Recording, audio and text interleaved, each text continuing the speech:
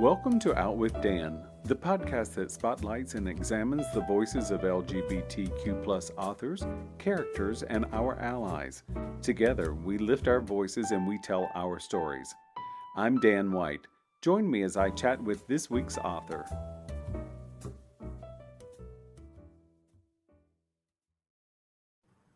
Hello and welcome back to Out with Dan. Today I'm excited to talk to Thomas Westerfield about Goes On Without the World's Understanding. It's a book of short stories. Welcome. Thank you very much. Thank you. I enjoyed your short stories. I love that. Already tongue-tied. I loved your short stories. And one of the things that I find is they're emotionally driven and so evocative of the characters that you put in the stories. And we talked a little bit about, before we recorded, about how sometimes things in our own lives appear in things we write. They're not necessarily autobiographical, but emotions. Do you want to speak to that a little bit?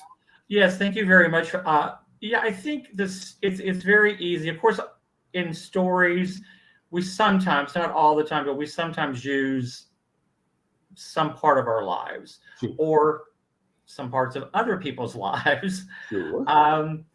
But I think we fall into a trap of only valuing those stories which are autobiographical or based on real life, because imagination, empathy are the keys to not just fiction, but I think to life. Mm-hmm. But my stories, I think, even if they're have some beginning basis in reality or my life, someone's life, they don't work. Stories, at least my stories, never work until the characters, I see them, I hear them. They are people outside of me who surprise me, so that even though I might have a sense of where the story is going, or know where I want it to end, they will sometimes say or do things that totally surprise me as I'm writing it. All of a sudden they're doing and saying something that I just was totally unprepared for. But I think in all honesty, those stories, all of my stories are emotionally and spiritually autobiographical for sure. I'm revealing a lot more of myself, not necessarily the personal details of my life experience, but a lot of the details of how I feel and navigate the world and what my heart takes in of the world. I agree. At least that's what I get from reading your short stories. What I find is your characters may have some similarities and may have some really, really wide differences. So, you see that. But what ties each of your characters is there's a big emotion in what's going on with that character. And I'm going to start with the shortest one of all, and that's Ideal Lover. And give us a little setup about Ideal Lover, and then let's talk about how fun it is. Well, it's just what the old days. I mean, this story actually was written many years ago, but I've always liked it. But in the old days, of course, you didn't have swiping on Grindr. You had gay newspapers. In the back of the newspapers, or like the Advocate, in the back pages, you would have the personal sections. Sometimes those personals were one or two sentences. Other times there would be a paragraph or paragraphs. So I just let this story be about all the things, just the list of everything you always want or what a person would want in a lover. And then without giving it away, there's a last line caveat, just a little twist right at the end about this ideal person. Well, I'm sorry. I've been very interesting. You're one of the first people who's actually mentioned this story. Of all the stories that I've talked about people, you're the first one to mention that one. What did you like about it? So what I loved about it was because I remember those ads in newspapers and magazines. But when I was reading through it, it wasn't what some ads over the years have been: no fats, no femmes, no blacks. It wasn't that. it was just a long list of the things that I would like, what would make me happy. And I sort of chuckled through it because what I thought is, we have this idealized idea of what we really, really want. And I wonder if the universe delivered on our doorstep exactly that whole long list of things, how many would we grow to hate? Right, right. Or yeah, well, again, fantasy is always better than reality. Or well, not always better. Take that back, but fantasy just is smoother, easier Yes. than reality. Yes, yeah, It is true, and I think so often we think we want one thing, and in yes, reality, I often find, and of course here I am about to preach, I often find that I think it's the things that I internally feel like I'm lacking. So when I project on what I want, it's something really within myself that I feel like I don't have or would right. enhance something else. And now, in writing this, is that sort of what fueled you? Do you feel like it was something that, is this something you would want, or is this an enhancement to you? It's partly it's both. I mean, there's sort of again, it starts with some of my own, but then it kind of developed out into this kind of again magical person, and it's so funny because we, at least when I was younger, I mean, I certainly had kind of a checklist of like, oh yes, this, and this. So in this one, I just wanted to take it all the way, just every aspect of every part of the physical and the emotional and the, their interest in culture or their interest in being able to do certain kinds of work. Uh, and again, it's so funny because we make up so much stuff in our heads about again what's perfect love, what's the perfect man. But yeah, as you get older, I think you recognize that the perfect man is going to have some imperfections, and that's Sure. what makes him even that much more perfect for you. And that's very romantic. But But I down deep, I am. I'm going to admit it. I'm going to admit it. well, you know what? You and I both. I think that's one of the things, though, that I think when you're looking at an ad like that, or when I never placed an ad. I read a whole lot of them, but I never placed an Uh, ad because sadly, I don't think I ever really knew exactly what I wanted. And I was always afraid I'd hurt someone's feeling. The romantic in me was like, oh, well, I don't want to hurt their feelings. Uh, yeah. The truth is, I probably just didn't know how to say what I wanted. Well, I can't believe I'm going to confess this. You're a very good interviewer because I remembered something of an ad I actually did place once. And I called myself the love child of Scarlett O'Hara and Gandhi. So that was my description of myself, which is fairly grandiose when you think about it. But, I was Well, they were young. both they were both very larger than life, whether they wanted to be or not. Right, which pretty much sums me up. I love that. So we've talked about joy a little bit. So let's talk about obituaries. And Yes. so I know that you're from Kentucky Mhm. originally. So before we get too much into the story, do you read the obituaries of where you're from? I do, and it was started when I had aunts and uncles who still lived in Kentucky. So when they would die, I would look up the obituaries, and sometimes they had the online thing because Mhm. I couldn't always travel, of course, back to the funeral. But then I started seeing, oh my God, people that I'd gone to school with are their Mhm. parents. So I just the so I did get in the habit of looking, not if not every night, but a few times a week, looking at the obituaries. And occasionally, what was fascinating to me is I did run into obituaries or see obituaries of people that I didn't really know. I remembered them from school, but we weren't necessarily close friends. But even in Kentucky, now the obituaries will list if the person had a partner or a husband or Mhm. a same-sex spouse, which was like really surprising. And probably the story is fiction, but Mhm. probably more of the details woven in that story are probably more, again, if not totally factual, they're more autobiographical. If that makes sense. It does. And one of the things in reading this particular story that came up for me was that sometimes when I'll read an obituary about whether it's a relative or someone I went to school with, is the emotion of that particular person or maybe someone in our orbit that would come up for me. Right.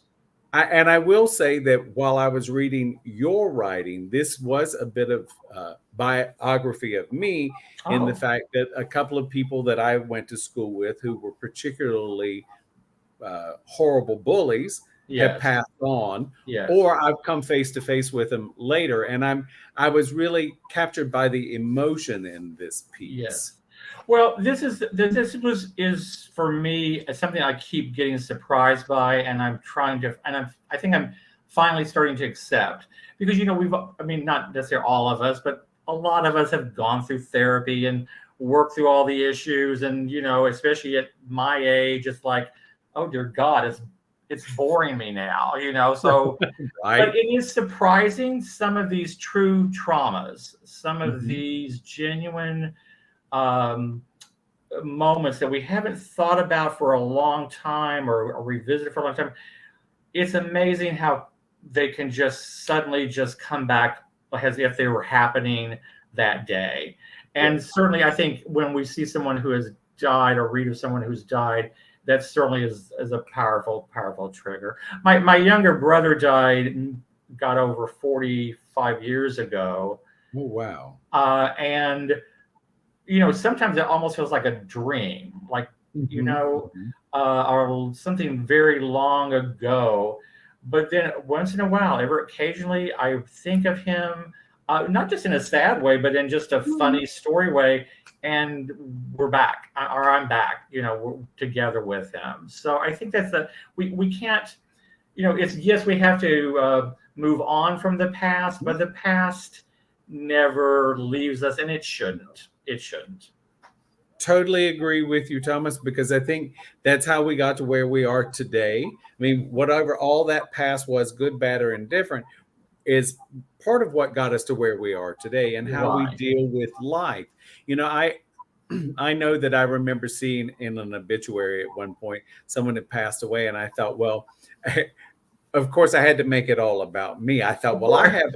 I have unfinished business with you, and Yes. once I worked that through my mind, it was nice to be 2 or 3 thousand miles away, so I didn't come out of my mouth at a funeral.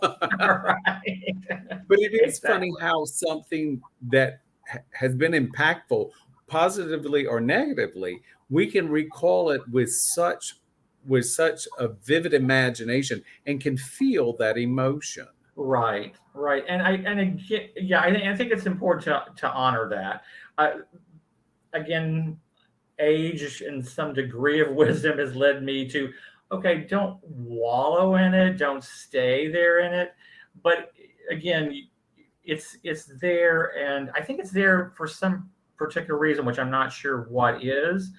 But I guess again, it's embracing ourselves, embracing the totality of ourselves. And in this story, the connection is has the narrator reads this obituary of his bully who has died. He also gets reminded because the bully has a slight connection to the first boy that he ever loved. And so that starts him down, the narrator down that road of memory and feeling. And I once again, as we talked before we started recording, I'm very fond of my emotions. I honor them. I mean, I'd much rather laugh than cry, but I mean, they're both valid emotions, and I do find that memory sometimes age or distance softens a memory, but Mhm. sometimes something just springs back, and it's like, oh, jeepers, I hadn't thought of that in forever. Yeah. And I think the other thing, again, about accepting these emotions of joy or sadness, but I also think it's really important, again, you have to balance it out. But about the past is also there can still be surprising anger or even rage about some of these things that have happened. It's such a fine line to embrace, so that you don't deny anything, but you also don't let it overtake your life, and you see it clearly. And of course, I love young people. I have nephews and nieces, and they're fantastic people. But I just think I don't see how it's possible until you get to a certain age where you can really see and embrace the full picture and pattern and complexity and richness and layers of all this experience you go through. I agree with you. I think we joked, as I said earlier, we joked about a bunch of things before we came on. We talked about age and stuff. Somebody asked me earlier who this fella's turning 60 next year, and I turned 60 this year. And he said, well, what was it like to cross over? And we had a great laugh about it because, but the greatest thing about crossing over the 60 line are the number of things that I remember and the number of things that I understand their influence on my life, but I like my life today. So I don't spend all my time in yesterday. Right. I do remember, but I just don't spend all my time there. Right. Well, I'm 69. I'll be 70 next year. That's your cue to tell me that I don't look 70. You don't look 70. You look amazing, Thomas. Amazing. But the thing is, I mean, without self-pity, if you're turning 70, that means my chances of being dead in 20 years are excellent. So yeah, I want to live that sense of finite time is certainly here. And I want to live it and enjoy it and not be the person I was for the first 20 years. Well, yes. I never want to go back to that. So yeah, I'm looking forward to, not all the aches and pains, which I the old. I'm sure you haven't fallen into this trap yet, but unfortunately, men my age, one of the first things we do is like, oh, how are you? Well, then we just immediately go down the list, So I'm trying to avoid that habit. But except for those issues of old age, I really want to enjoy some degree of wisdom, but also this idea of joy, and also too the thing that you can still. I think people forget you can always learn something new. You can always experience something new. That's super important. That's just super important for life. It is, and that's what keeps us young, really. Trying to find something new to do. It does help slow down the aging process and keeps us with a bit of youthfulness to us. Right. So, on a timely matter, you have a story about Barbies. I mean, Barbie is the biggest movie of the year. So, So I have to ask you, did you have a Barbie growing up? I desperately wanted one, but I did not have one. I did not have a Barbie, but my sisters did. And of course, I played with them. Well, not necessarily, of course. There's a lot of gay kids who weren't into Barbies. So let's acknowledge that. But I was not one of those. I was one of the ones that did like Barbie. And I don't know if you remember this part of the story where they talk about, oh, no, this isn't in the story. But there was a Barbie game. Do you remember the Barbie game? Yes. Yes, the Barbie game where the prize was you went to the prom with the most handsome guy and the best gown with the perfect car. That was the top prize. That's goals for my weekend, Thomas. I'm not ashamed to admit it. That's goals for my weekend every weekend. Well, Barbie, especially in my day, which was I'm original Barbie. I'm original recipe Barbie. You OG Barbie. But it was that the glamour of it and so different from other dolls for sure of that era. Yes. Well, yes, and Barbie didn't wet like Susie did, so there was a huge difference. Yes. So let's talk a little bit about the metaphor in that. So I'm curious, is part of the metaphor of this story, is it about embracing beauty, rejecting beauty, or it has nothing to do with beauty? Very little with beauty, more about the expressiveness. Well, at least I think the expressiveness uh, of the dreams that Barbie represented. It, God. glamour, wealth, beauty, but also just Barbie had a dream life. She had everything was a definite dream. And I think if you're in poverty, I think if you're a closeted gay boy, and I think if you also are a gay boy, like in this story where he loves to draw dresses for Barbie and his mother helps him make those dresses, then yeah, Barbie's a goddess. Barbie's the goal, that you want. And of course, because of as a child, almost intuitively, that this is something that you can not really share with everybody of your peer group. Then there's also the shame, which is the other layer of the story. Yes, it is something that I find that comes up so often, with whatever toy a child picks. Sometimes if you're the little boy who goes down the little boy aisle at the toy store and you pick out the toy that all of society thinks that you should have, there's no shame. If you happen to be a child who wants a toy on a different aisle, or maybe you don't want a toy at all, there's a wee bit of societal shame. And that is something that, even some people our age still fight with, because it's like, oh, I wasn't supposed to have that. And so they might deny themselves some happiness in the future because they don't want to be ashamed. Right. This is funny, the things you're making me remember, and I don't want to go off on a big digression here. But, the funny thing is, for me anyway, there's certainly that whatever sissy child that, oh, yes, Barbie and, her clothes and all that. But I also loved playing with the toy guns. I cowboys and Indians and the six pistol with the caps in them, and James Bond was big, so there's all these kind of special gadgets, and so I was as much involved with that. But those were the toys and those were the games that I would play with my male friends. I didn't ask them to come over and play Barbie with me.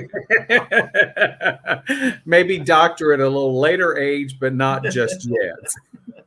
So I do want to talk a little bit about his father, and I don't want to go too far into it, only because I'd rather the listener read the book, because it talks on some really very deep emotional things. But I want to talk about touch. I want to talk about the human experience. So, when we often meet friends on the street, we give them a big hug and maybe a kiss. In a business situation, perhaps you shake hands. I want to talk about how important is touch, and how healing do you think touch is? I think touch is essential. And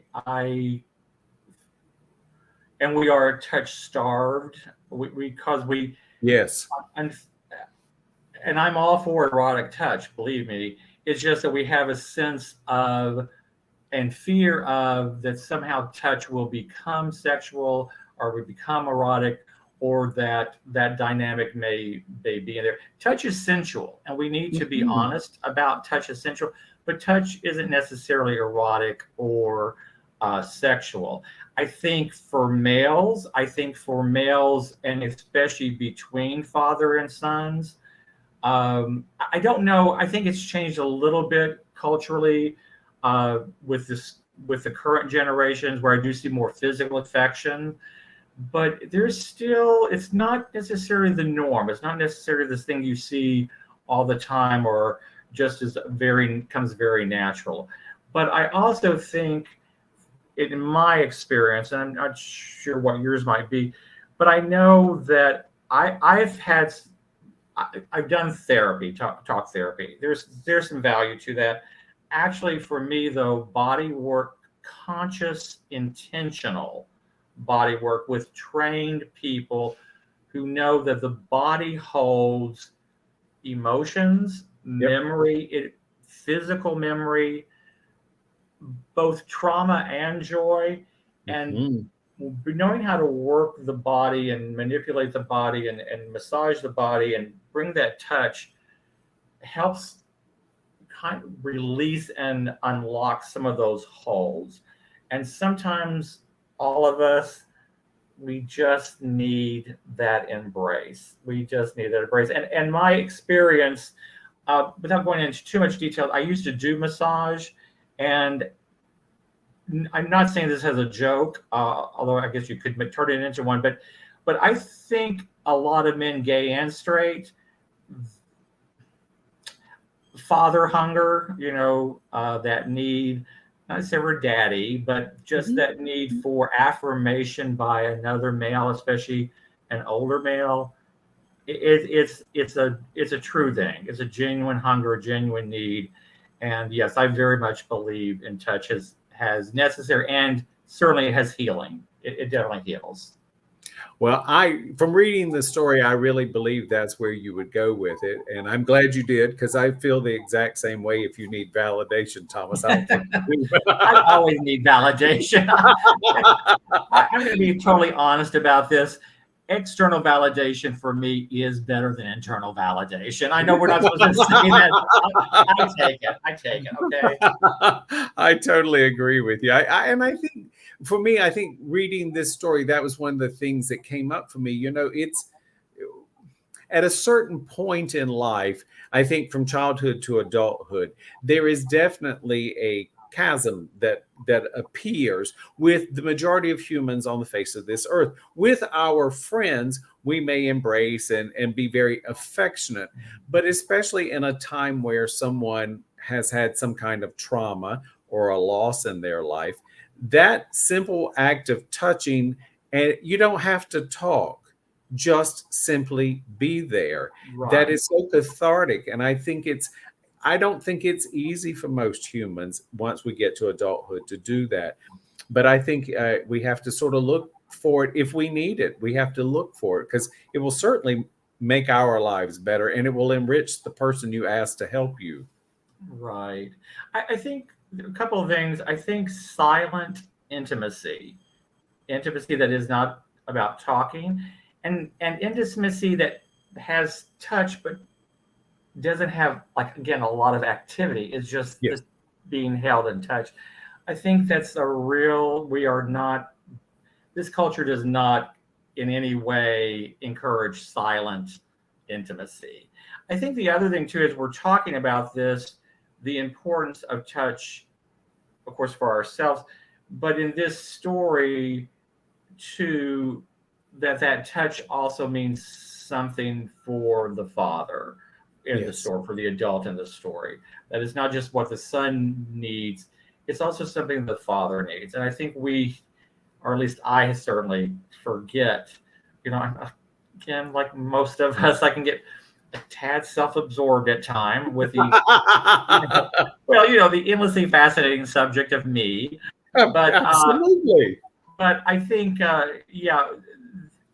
especially again maybe with older people in our lives that we sort of maybe take for granted or don't think about in terms of that they may need intimacy or touch or just an acknowledgement that we don't give it to them, and we just don't think about it. But everybody needs to be thought about. I agree. One of the things I was discussing with a friend of mine recently is, oftentimes when someone passes from this life to another life, I've heard people say over the years, "Oh, well, I just don't know what to say to that person." That's just it. That's the nail, hitting the nail on the head with the hammer. You don't have to say anything. Most people simply want someone to listen to them or be there. You don't have to fix the world, because you're not going to be able to. You just have to be present where you are. Right. And especially when you're talking about when people die, yeah, that's a whole other story about grief. But grief, yeah. How did, again, just with us, just again, we all have a problem, myself included. Just shut up and be. Just shut up and be. That's really, it is that simple, but for some reason, it seems to be a struggle that some of us have. Well, I don't want you to shut up because I have just enjoyed this. Again, the book is called Goes On Without the World's Understanding, and it's by Thomas Westerfield. Thomas, do you have a website or social media you would like to share? I have a website, thomaswesterfieldwriter.com. If I could, it has information about all 13 stories of the book. It has the links to both Amazon and the publisher's website if you'd like to buy it. Also on the website is a script of a play I wrote called Monasteries. And earlier this summer, a director friend of mine, brought a cast of 3 of the cast were New York actors. We did a Zoom reading. It was a very wonderful experience. I honestly realized I did not realize I had that much talent. I really had written a very, very good play with great things in it. So we're trying to just get people interested. I am going to write a new version, but online on my website, thomaswesterfieldwriter.com, there is a PDF of the play script of Monasteries. I urge anybody who wants to read it, download it, print it out, read it, spread it around to all your friends who are in theater. We just want to try to see if we can bring that play back into the world. So, and as for social media, I'm so sorry. No, I was just going to say fantastic. Social media, to be honest, I hope to die without ever having been on Twitter and Facebook. However, I am hypocrite enough that I have no problem exploiting my friends who are on Facebook and Twitter. So anybody watching this that wants to link this podcast or link my website, please do. Please do. I'm glad to go viral. You're right. Thank you. Thank you. Oh, I love it. Thomas, this has been so fun. Again, Goes On Without the World's Understanding. Thank you so much for joining me. I have had a great time. This was fun. This was easy. And I appreciate you read the book. You read the stories. I've had interviews where they haven't, and it certainly did not go as well as this conversation did. So thank you. Thank you very much. I enjoyed it, and I highly recommend the book. Okay. Thank you very much. Take care. You too. Hang on for me just a second. Okay. Thank you for joining me for this week's episode of Out with Dan. You can find more information about this podcast and its host at OutWtihDan.com, on Twitter at OutWtihDan, and on Instagram and Facebook at GoOutWithDan. This podcast is hosted by Authors on the Air Global Radio Network, and the theme music is provided by bensound.com. Join us again soon for the next episode of Out with Dan.